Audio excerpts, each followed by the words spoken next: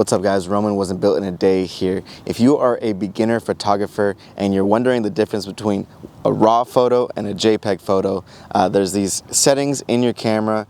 Typically whenever you're shooting on a DSLR or mostly any camera, you're gonna see that your output format is either JPEG or a RAW photo. Difference between a RAW photo and a JPEG, to break it down simply, is the file size. JPEG is going to be a more compressed version of the file in order to be able to send it more easily over the internet and post it on the internet. That's pretty much the main use of a JPEG, to store it. You know what I mean? Back when storage was way more expensive, it costed a lot more to store photos, so you wanted them to be as small of a file size as possible, and that's where the JPEG format comes in.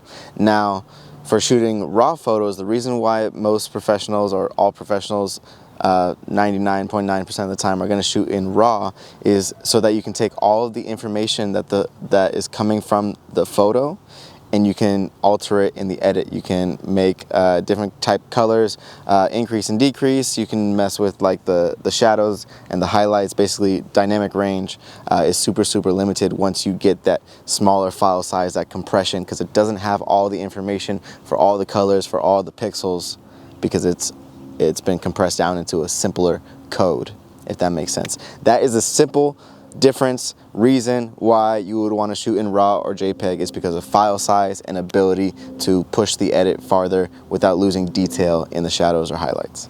So that's it. Hope this was useful for you guys. If you enjoyed this type of content, this type of information, make sure you check out my other content.